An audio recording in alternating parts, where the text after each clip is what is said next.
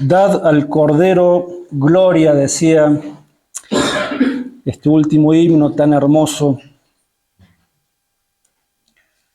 Cuando Juan el Bautista vio que se acercaba el Señor Jesucristo, dijo: este es el Cordero de Dios que quita el pecado del mundo, dando a entender de que todos aquellos sacrificios de animales que por miles de años se habían hecho antes no habían sido efectivos, sino que señalaban a este Cordero que era el prometido del Padre, para que viniera a morir en una cruz y ofrecerse en sacrificio por causa de nuestros pecados.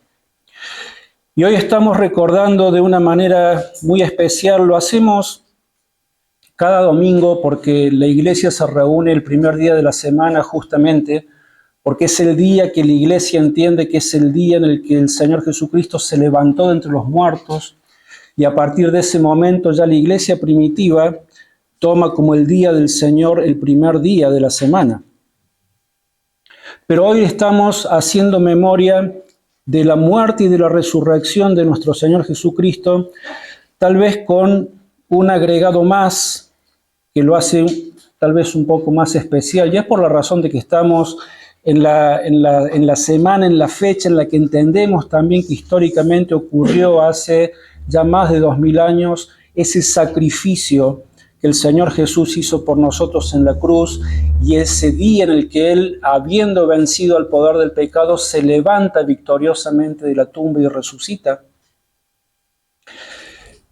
Y queremos hacer memoria de lo que pasó en aquel momento.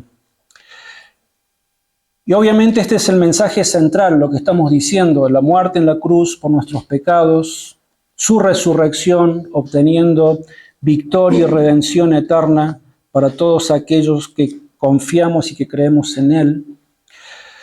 Pero al mismo tiempo son muchas las cosas, las circunstancias que han rodeado a todos estos eventos que han ocurrido en esta Semana Santa. Y nosotros hoy vamos a detenernos solamente en uno de esos eventos. Vamos a analizar un pasaje muy breve que está en el Evangelio de Juan, por lo cual los invito a que vayan con sus Biblias allí, por favor, en el capítulo 20. Y vamos a estar sencillamente haciendo mención a los versos 1 y 2.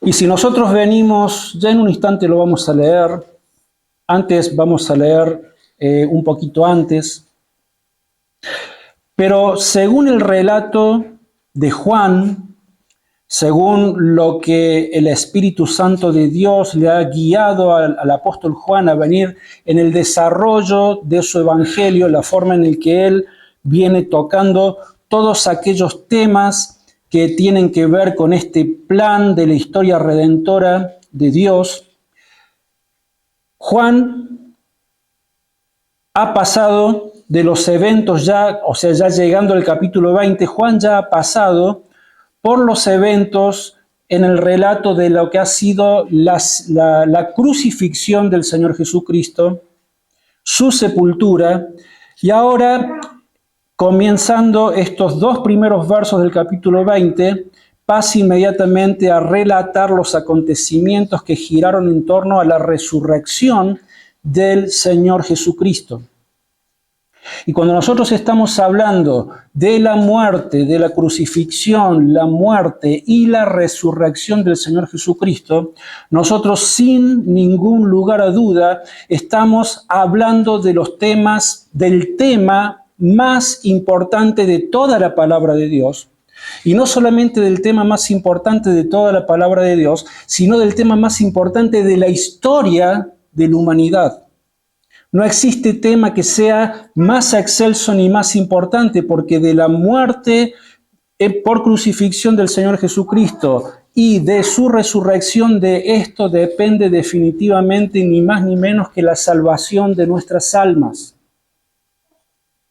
Por eso es el tema más importante de toda la palabra de Dios y de toda la Escritura. Y en la medida que Juan, como el resto de los evangelios también, él ha venido describiendo las distintas etapas de este plan redentor de Dios.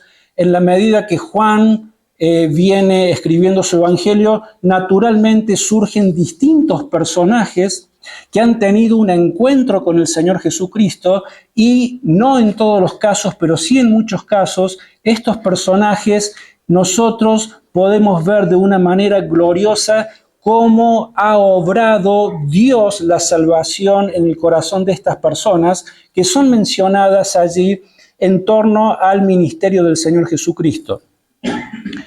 Si nosotros retrocedemos muy poquito nomás allí al contexto inmediato anterior, en el capítulo 19, del verso 38 al 42, vamos a ver de que los últimos personajes que Juan menciona antes de comenzar con los eventos de la resurrección en el capítulo 20, los últimos dos personajes son José de Arimatea y Nicodemo. Personajes que son seguramente muy familiares a nosotros, a nuestros oídos, pero leamos este texto que es muy hermoso también. Juan 19, 38 al 42 dice: después de todo esto, o sea, después de que Jesús ya ha muerto, José de Arimatea, que era discípulo de Jesús, pero secretamente, por miedo de los judíos, rogó a Pilato que le permitiera llevarse el cuerpo de Jesús. Y Pilato se lo concedió. Entonces fue y se llevó el cuerpo de Jesús. Vino también Nicodemo, el que antes había visitado a Jesús de noche, y trayendo un compuesto de mirra y de áloes como 100 libras. Tomaron, pues, el cuerpo de Jesús y lo envolvieron en lienzos con especias aromáticas, según la costumbre judía de sepultar. En el lugar donde fue crucificado había un huerto, y en el huerto un sepulcro nuevo, en el cual aún no se había puesto nadie. Allí pues, por causa de la preparación de la Pascua de los judíos, y porque aquel sepulcro estaba cerca, pusieron a Jesús. Allí tenemos a José de Arimatea y a Nicodemo, y son dos personajes que realmente sería muy, pero muy enriquecedor poder estudiar lo que la palabra de Dios nos muestra acerca de estos dos hombres. Sin embargo, ahora Juan comienza el relato de la resurrección del Señor Jesucristo, y en el mismo momento que comienza allí en el capítulo 20, verso 1 y 2, Juan va a hacer referencia a otro personaje más, y en este caso es una mujer.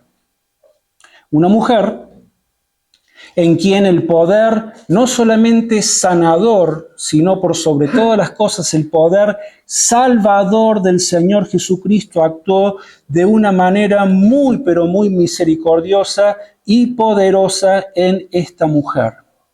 Y lo que vemos en la palabra de Dios es de que esta mujer, a causa de este favor divino que el Hijo de Dios tuvo para con ella, es una mujer que a partir del mismo momento que pasa por esa experiencia sanadora, liberadora, restauradora y salvadora del Señor Jesús, a partir de ese mismo momento se constituye en una adoradora y seguidora fiel de su Señor y de su Salvador, y lo iba a hacer hasta las últimas consecuencias.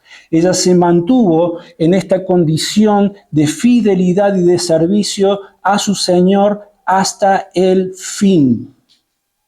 Desde el primer momento que tuvo su encuentro con Jesús hasta que Jesús fue crucificado, ella estuvo allí, y no solamente allí, sino que vamos a ver de que fue la primer mujer a quien el Señor Jesucristo se le apareció el día de su resurrección. Esta mujer se llama María Magdalena. María Magdalena. Leamos entonces Juan capítulo 20, verso 1 y 2. Dice: el primer día de la semana, María Magdalena fue de mañana, siendo aún oscuro, al sepulcro y vio quitada la piedra del sepulcro. Entonces corrió y fue a Simón Pedro y al otro discípulo, aquel a quien amaba Jesús, y les dijo: se han llevado del sepulcro al Señor y no sabemos dónde lo han puesto. No es mucho lo que la palabra de Dios nos cuenta acerca del pasado, de la vida de esta mujer. No es demasiada la información que tenemos acerca de ella, pero sí es interesante ver de que María Magdalena es mencionada por su nombre por los 4 evangelios, por los 4 evangelistas, y esto ya es un detalle no menor. Esto ya, porque vieron de que no todos los evangelios tienen toda la información que tienen los demás, ¿no es cierto? Hay algunos que coinciden con cierta información, hay otros que tienen información exclusiva, pero cuando nosotros vemos de que los 4 evangelistas, bajo la inspiración del Espíritu Santo de Dios, los 4 han hecho referencia a un personaje, a un acontecimiento en especial, algo, tenemos que prestar mucha atención, porque lo que Dios nos está diciendo, esto es de absoluta relevancia y de importancia para nuestras vidas. Los 4 se sintieron guiados por el Señor a involucrarla cada uno en cada uno de sus evangelios, y principalmente ellos lo hacen en relación con los eventos de la crucifixión del Señor Jesucristo. O sea, relacionan a María Magdalena en medio de los eventos de la crucifixión del Señor Jesucristo. Entonces, como dijimos, ella tuvo el privilegio de haber sido la primer persona a la que el Señor Jesús se presentó después de haber resucitado. Ahora, María Magdalena tenía un pasado muy, pero muy oscuro, en el sentido de que la palabra de Dios nos dice de que el Señor Jesucristo la libró de una doble esclavitud. En primer lugar, la esclavitud, ella estaba poseída por demonios. Y la segunda esclavitud es la esclavitud al pecado. Era una mujer que en este sentido ella tenía un pasado muy oscuro, y es realmente el único detalle que nos da la palabra de Dios en cuanto a el pasado de María Magdalena. Entendemos que es una mujer que era oriunda de una aldea que se llamaba Magdala, de allí el nombre de ella, María Magdalena. No es de que este fuera su nombre completo, sino que se les decía así para poder identificarla del resto de las Marías, que eran muchas en el Nuevo Testamento. Habían muchas mujeres que normalmente se usaba este nombre, se llamaban Marías. Entonces, para diferenciar una María de la otra, decían, esta es María Magdalena porque es oriunda de Magdala.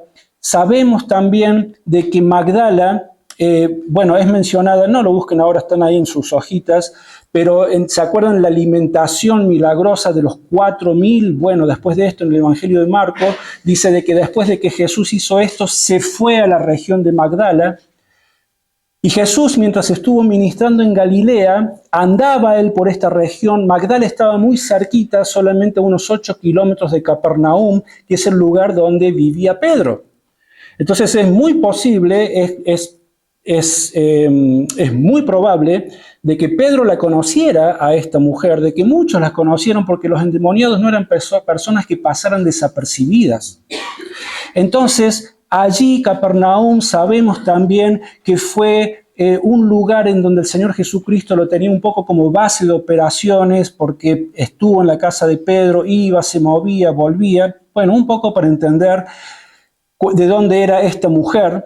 Ahora, cuando el Señor Jesucristo estuvo ministrando en estos y otros lugares, pero sobre todo en estos lugares, allí de Galilea, de Capernaum, el ministerio de Jesús, su ministerio incluyó el hacer muchos exorcismos, o sea, expulsar demonios de las personas. No todo lo que hizo Jesús lo tenemos nosotros registrado en la palabra de Dios. De hecho, el mismo Juan, se me viene ahora a la mente, acá que lo tengo cerquita, dice Juan, hizo además Jesús muchas otras señales en presencia de sus discípulos, las cuales no están escritas en este libro. Y después agrega más adelante que si tuviésemos que escribir todo lo que Jesús hizo, no habría lugar en las bibliotecas del mundo, dice Juan, para guardar todas las cosas que hizo Jesús. Pero algunas cosas sí quedaron registradas en los evangelios, y lo que sí nosotros podemos ver en la misma palabra de Dios, cuáles son las cosas, los síntomas, lo que producían los demonios en las vidas de las personas en aquel tiempo. Entonces, otra vez, no vamos a ir a todos los pasajes que respaldan lo que voy a decir, después léanlo en casa, pero sencillamente mencionamos de que los demonios algunas veces, muchas veces, lo que hacían era dejar a las personas en un estado de demencia absoluta, enajenados completamente, locos, fuera de sí, como fue el caso, si se acuerdan, del endemoniado ese que andaba entre las tumbas, ¿no es cierto?, y que lo encadenaban y que tenía tanta fuerza que rompía y no había manera de dominarlo. Bueno, eso es lo que pueden llegar a producir los demonios. La posesión demoníaca implica padecimientos horribles, dolorosísimos. Es un tormento que honestamente uno no se lo puede explicar, la forma en la que sufre una persona que está pasando por estas cosas, y estas cosas son reales. Lo que nosotros muchas veces vemos en las películas, créanme, porque con mi esposa hemos tenido la experiencia de estar ante una persona endemoniada, y lo que vemos en las películas no es para nada exagerado con lo que pasa con estas personas. Es tremendo el sufrimiento por el que estas personas pasan. Los demonios tienen la capacidad de producir padecimientos físicos horribles, tienen la capacidad de dejar a una persona ciega, a una persona muda, a una persona sorda. Tienen la capacidad de producir todo tipo de ataques espirituales y físicos, convulsiones, o sea, padecimientos en todo el aspecto de la persona. Y estas personas sufren terriblemente en manos de estos espíritus satánicos. Son personas realmente dignas de compasión, pero es tal el estado de miseria en el que queda una persona de estas. Son personas que están sumamente afligidas, y lo peor de todo es de que están solas, porque nadie quiere estar con una persona así.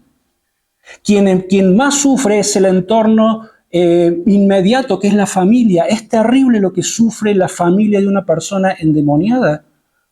Y estar con una persona así, porque no solamente ves a tu ser querido que está bajo esta aflicción tremenda, sino que son personas muy peligrosas.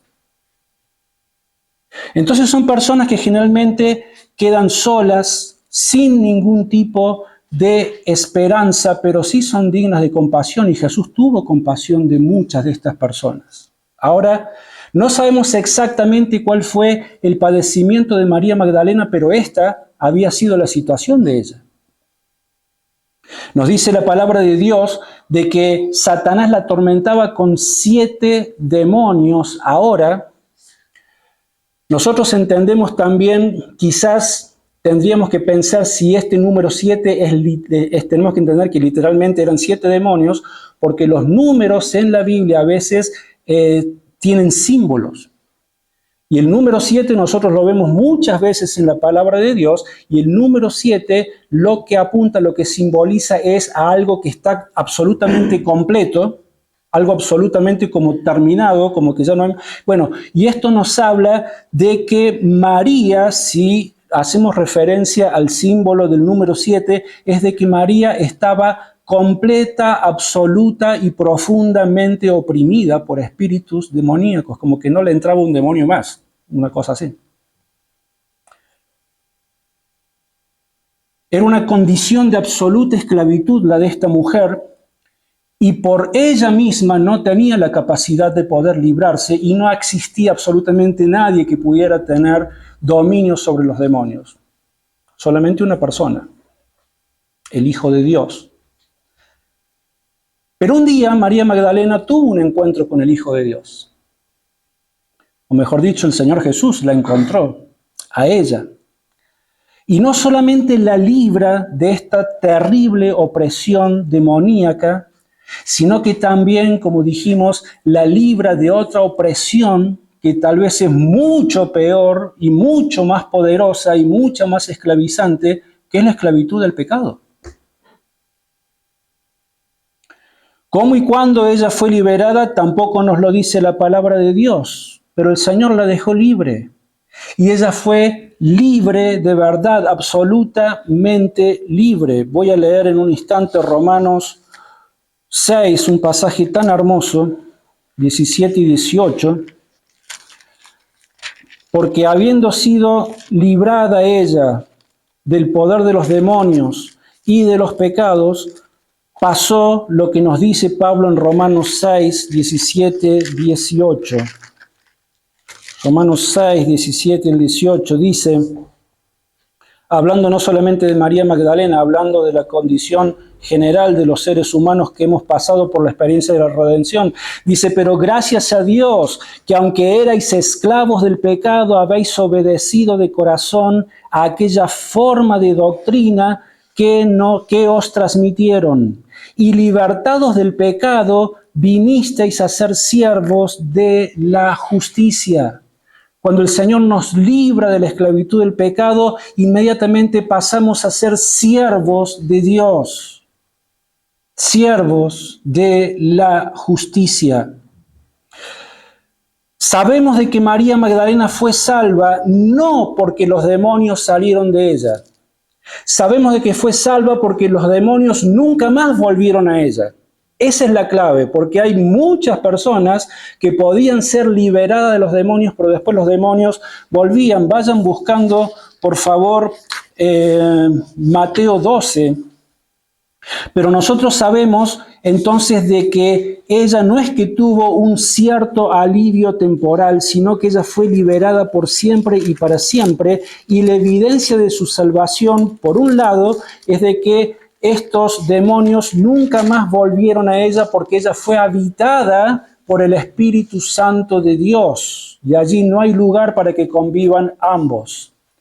Ella fue habitada por el Espíritu Santo de Dios y también sabemos de que ella fue salva porque su corazón fue absolutamente transformado, porque su vida fue completamente transformada y a partir de ese momento amó y sirvió en obediencia perseverante hasta el final a su Señor y Salvador. La diferencia con aquellos que experimentan liberaciones temporales, pero no han sido salvos de sus pecados, el Señor Jesús lo explica muy bien por qué pasa esto.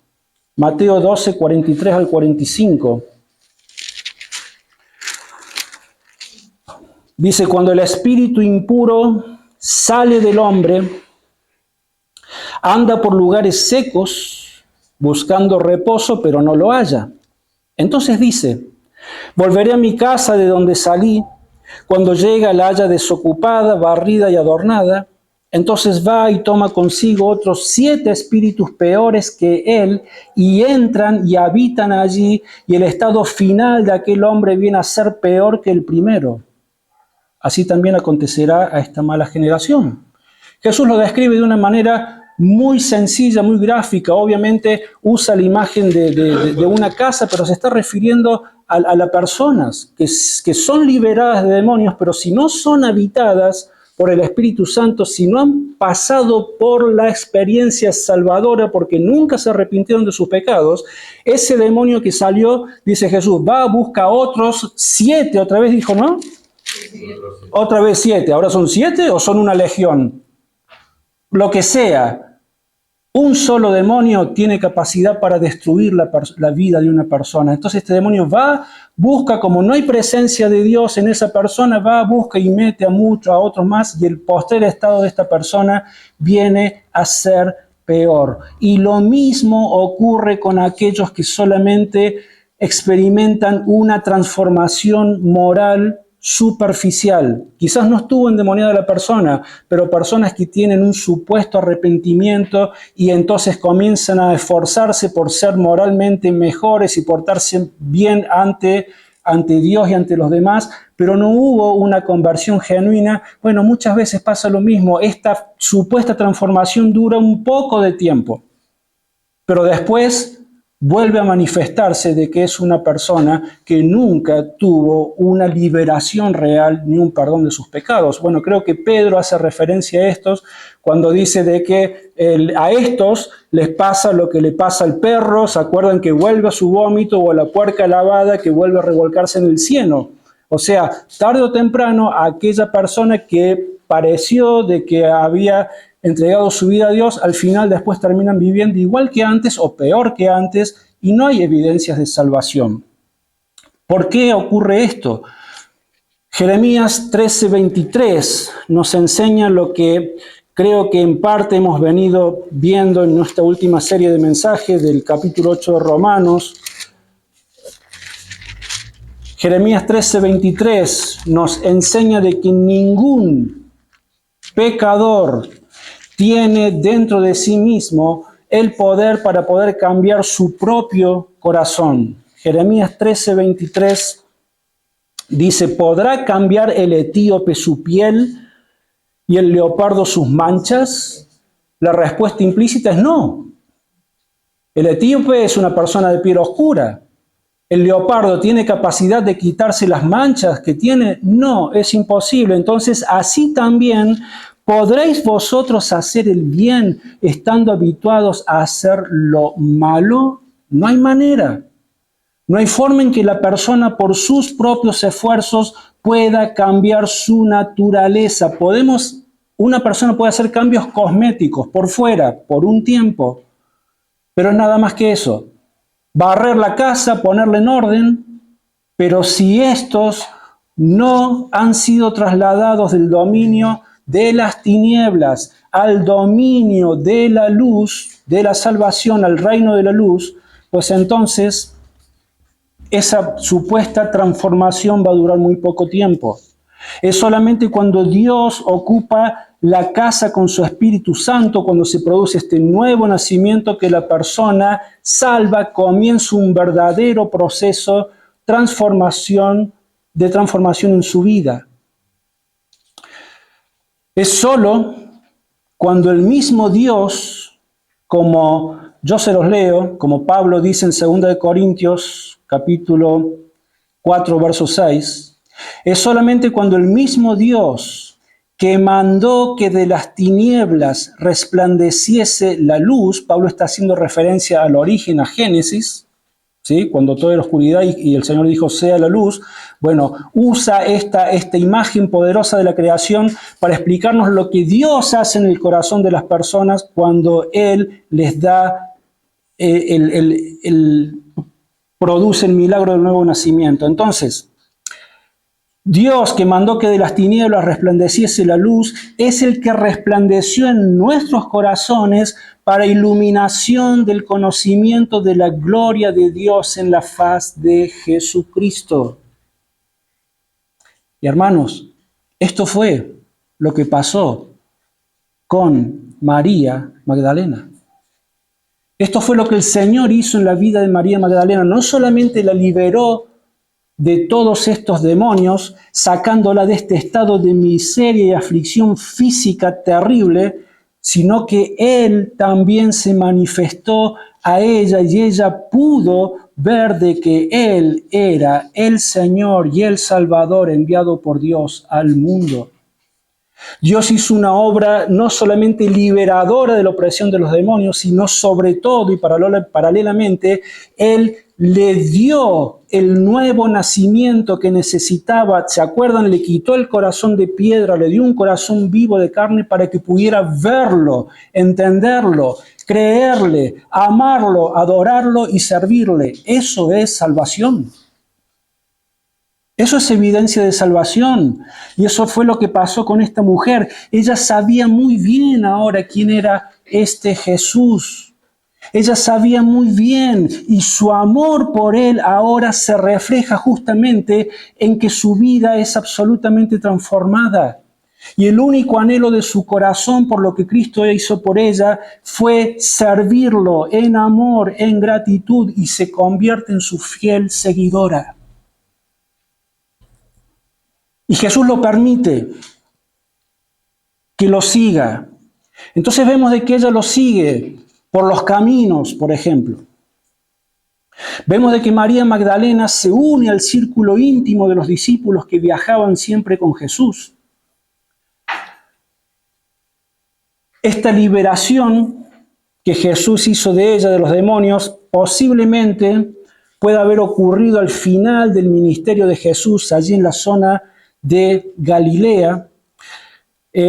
Fíjense un dato interesante también, que Lucas, si vamos al capítulo 8 de Lucas, verso 1 al 3, es el único de los 4 evangelistas que hace mención a María Magdalena, pero antes de los eventos de la crucifixión del Señor Jesús.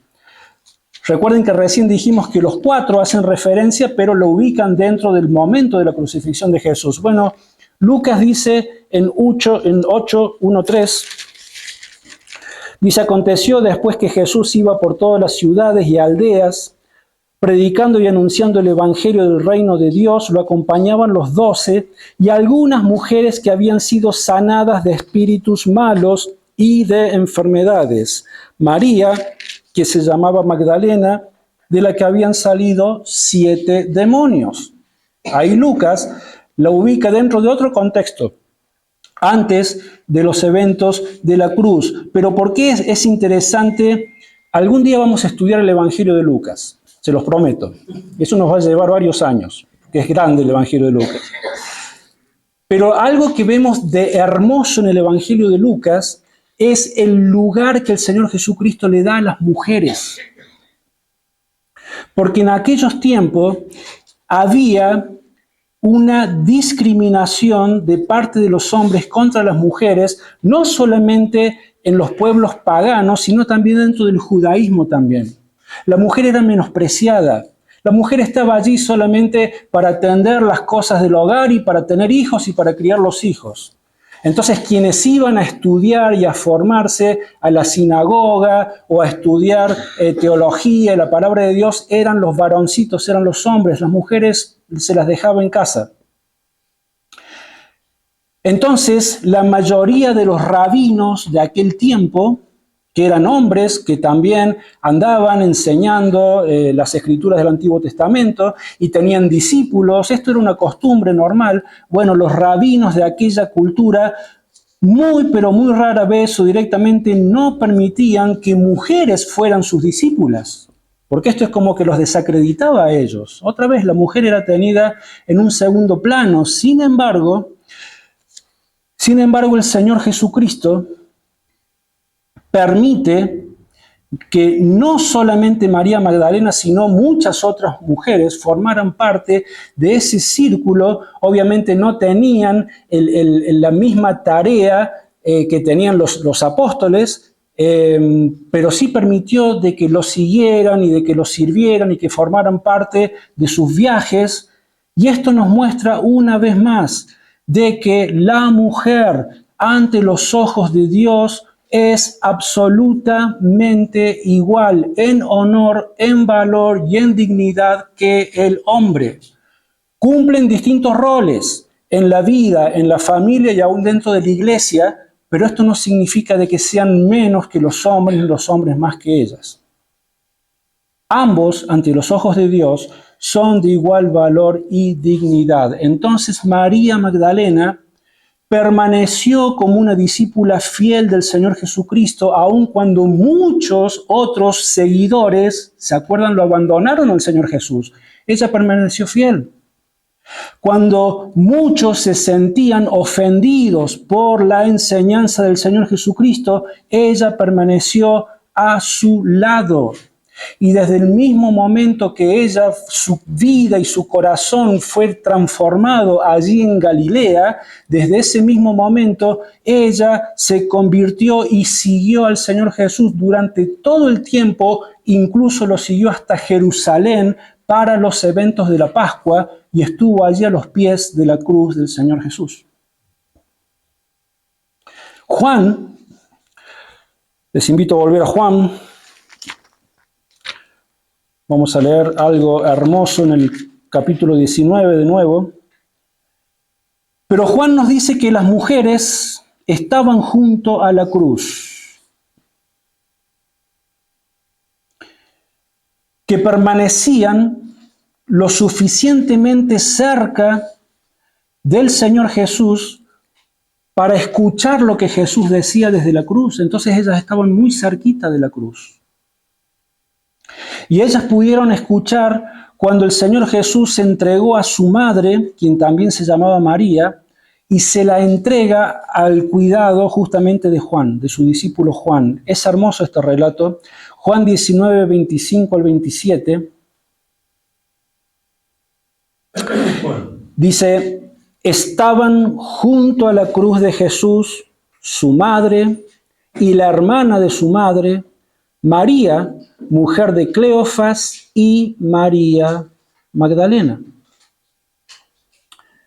Cuando vio Jesús a su madre y al discípulo a quien él amaba, que estaba presente, dijo a su madre, mujer, he ahí tu hijo. Después dijo al discípulo, he ahí tu madre, y desde aquella hora el discípulo la recibió en su casa. Es un pasaje hermoso, digno de todo un mensaje, pero allí está Jesús diciéndole a María, María, ahora Juan te va a cuidar, Juan recibe a mi mamá en tu casa. Y te pido que la cuides. Y allí estaba María Magdalena, escuchando y viendo todo esto que estaba pasando allí. Y allí estaban estas mujeres, preciosas mujeres de Dios, la mamá de Jesús, la tía de Jesús, María, la esposa de Cleofas, María Magdalena. Y en medio de tanta violencia, en medio de todo lo que le habían hecho y en medio de todo el sufrimiento por el que en ese momento Jesús estaba pasando, ellas no podían hacer nada. Lo único que ellas podían hacer era estar allí contemplando al Señor Jesús agonizando en la cruz. Lo único que ellas podían hacer allí era orar a Dios, sufrir al lado de la cruz del Señor Jesucristo, ver a Jesús a quienes ellas amaban, en quienes ellas confiaban, ver al Señor Jesucristo allí siendo desgarrado su cuerpo parte por parte, su sangre que estaba siendo derramada. Todo esto lo que debe haber producido en el corazón de estas mujeres, hermanos, no nos podemos imaginar. La experiencia de estas mujeres frente a la cruz del Señor Jesús, pero ellas estaban allí y nunca dejaron a Jesús hasta que se produjo su muerte en medio de un dolor en sus corazones, así como el cuerpo del Hijo de Dios estaba desgarrado, sus corazones estaban desgarrados por ver a su Señor morir en la cruz, y Jesús murió. Y allí estaba María Magdalena. Ahora María Magdalena no solo lo siguió por los caminos, no solo estuvo allí en el momento de la cruz, sino que también estuvo atenta para saber a dónde sepultaban a su Señor. Marcos dice que María Magdalena siguió a José de Arimatea para ver a dónde lo sepultaban. Fíjense, Marcos 15, 43, 47. Yo allí me equivoqué, en sus hojitas puse 16, pero es 15. Marcos 15, 43 al 47.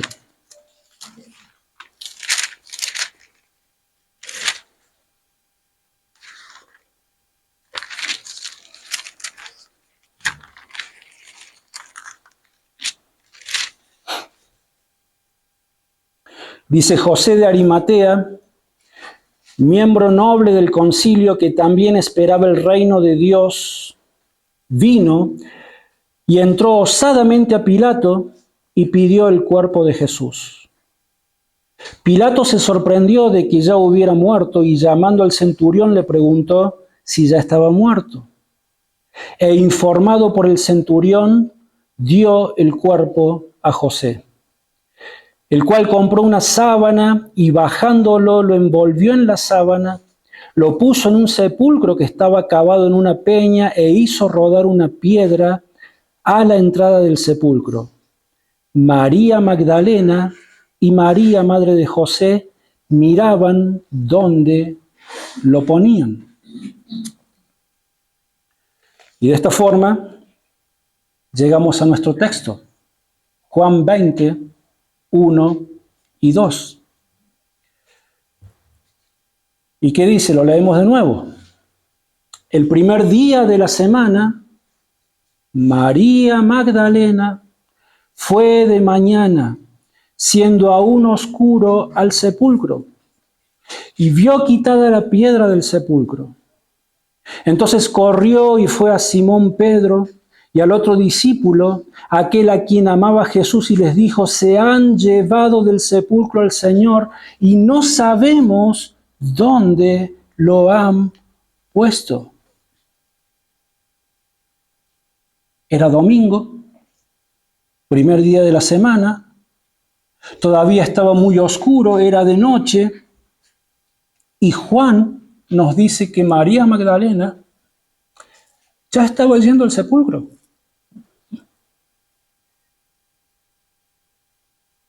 ¿A qué iba?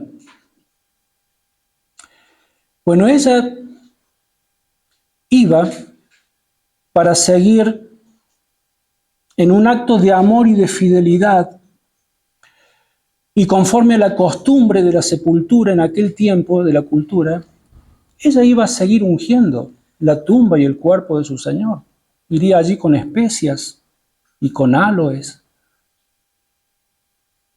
Pero lo único que ocupaba lugar en su mente y en su corazón era, aún después de muerto, seguir honrando, adorando y mostrando con su servicio fiel y santo a su Señor. No había amanecido todavía y ella ya estaba camino al sepulcro. Pero llegó y vio la piedra removida, dice Juan. Y otra vez lo primero que pensó: alguien se llevó el cuerpo de mi Señor, alguien se lo robó, y esto aumentó aún muchísimo más su dolor y su aflicción. Podemos imaginar hasta dónde llegó el límite, no sé si llegó al límite, calculo que sí, el dolor y el sufrimiento de esta mujer que estaba absolutamente enamorada por su Señor y Salvador, quien la había librado de todo lo que la libró. Ella amaba al Señor. Pero ahora ella va a tener otro encuentro más con el Señor, diferente al primero. Porque ahora ella tiene su encuentro con Jesús, quien ha resucitado. Juan 20, 11 al 13.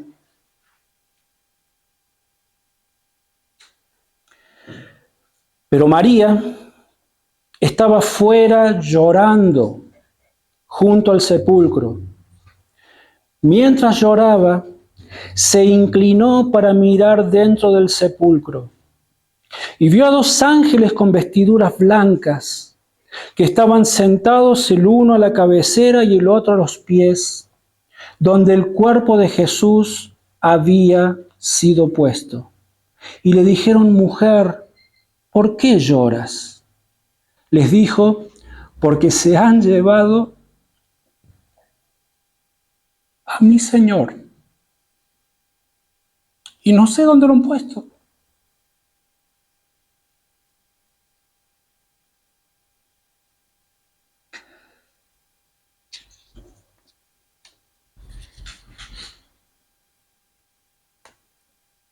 Pero en respuesta a este amor incondicional por su Señor, ella tuvo el inmenso privilegio que nadie más tuvo de ser la primer persona que vio al Señor Jesucristo resucitado en su cuerpo glorificado.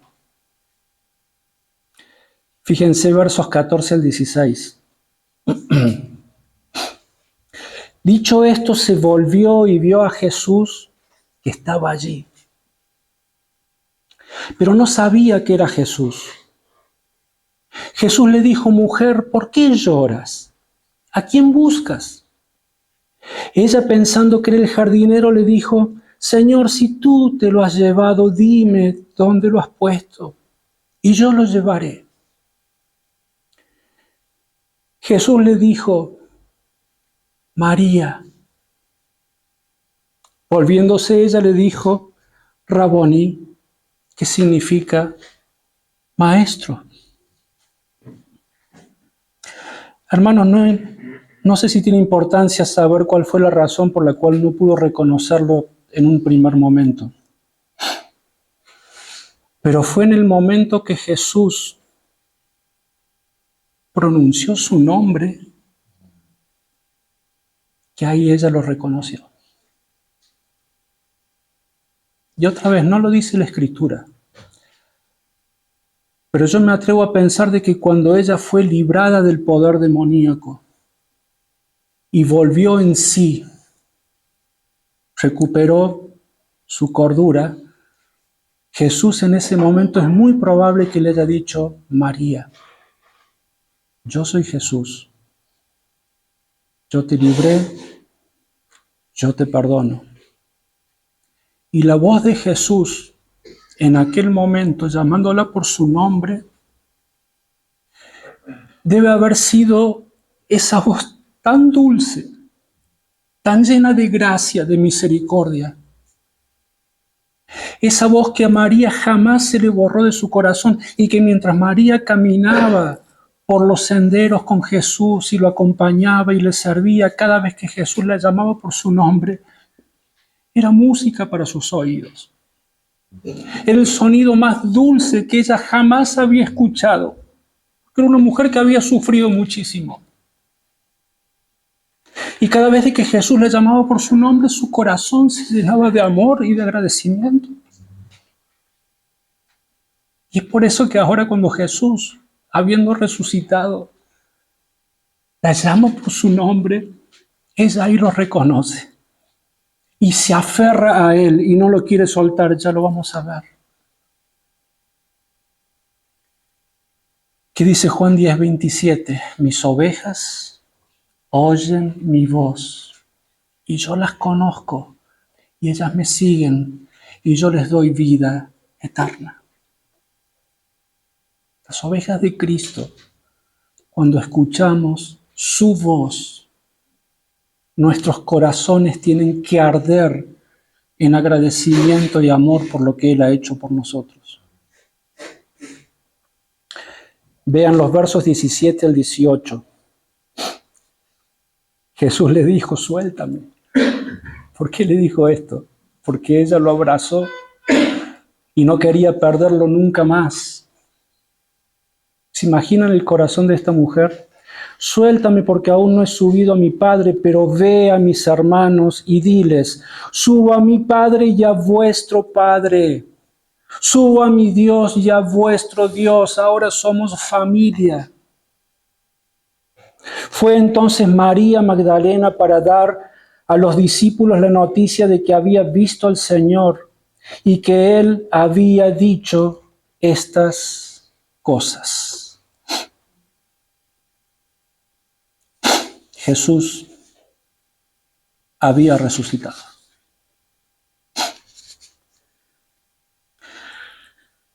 Esta fue María Magdalena.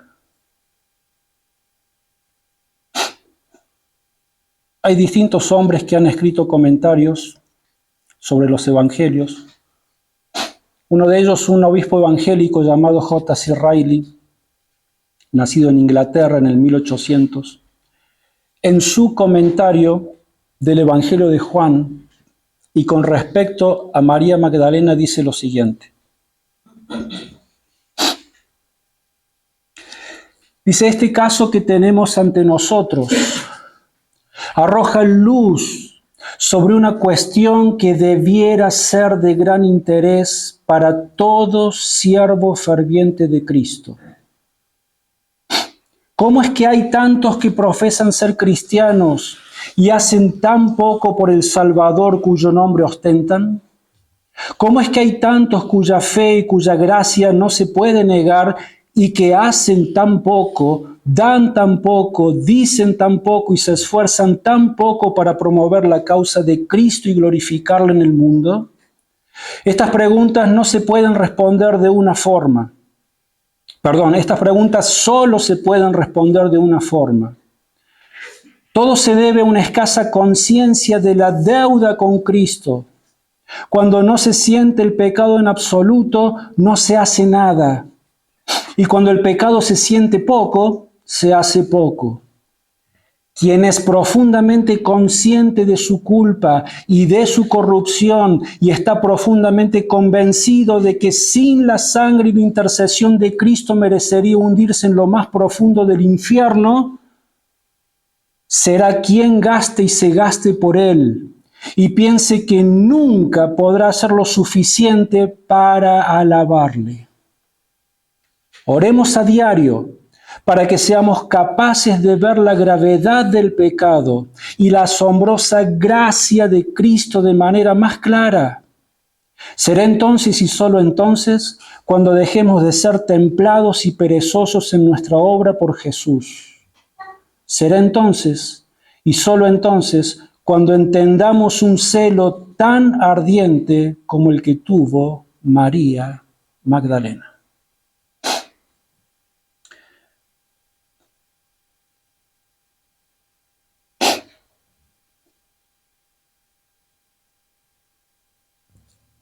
Que el Señor nos ayude a entender de dónde Él nos rescató.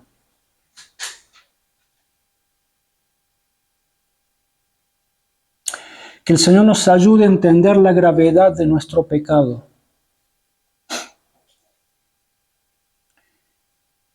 Y que podamos ser capaces de experimentar un amor tan profundo, pero tan práctico, como fue el amor que demostró esta santa mujer de Dios por su Señor y Salvador. Esto por un lado. Y esto nos tiene que llevar a meditar también, obviamente, en cuán inmenso ha sido el amor de nuestro Señor Jesucristo por nosotros, que lo llevó a enfrentar semejante crueldad, semejante dolor, semejante sacrificio en aquella cruz, con el fin de hacer lo que hizo con esta mujer, de librarnos del poder del pecado en nuestras vidas. Y hacerlo no solamente en fechas especiales, como es la Pascua, lo que estamos celebrando hoy, sino que cada día de nuestra vida, cada instante de nuestra vida, podamos ser absorbidos y constreñidos por la mayor manifestación del amor de Dios, la cual vemos en aquella cruz. Pero también que podamos recordar y celebrar con sumo gozo, así como lo hizo al final María Magdalena. Porque cuando ella escucha la voz de su nombre pronunciada por su Salvador y se aferra a Él, allí toda esa angustia había desaparecido. Quizás ella ahora seguía llorando, pero ahora era de gozo, porque Jesús había resucitado. Y porque ella sabía de que ahora quizás lo iba a perder por un poquito de tiempo más, pero ella ahora iba a saber de que por el resto de la eternidad iba a poder estar adorando, alabando a este Señor y Dios que la había salvado. Pues igual con nosotros, hermanos, que por un lado entendamos lo que acabamos de decir, la gravedad del pecado, de dónde Jesús nos rescató, lo que le costó a Él nuestra salvación, pero que también, hermanos, podamos recordar y celebrar con sumo gozo el día que el Señor de la gloria se levantó de entre los muertos. Resucitó, porque cuando esto ocurrió es la evidencia absoluta de que Él obtuvo eterna victoria sobre el pecado y la muerte a nuestro favor.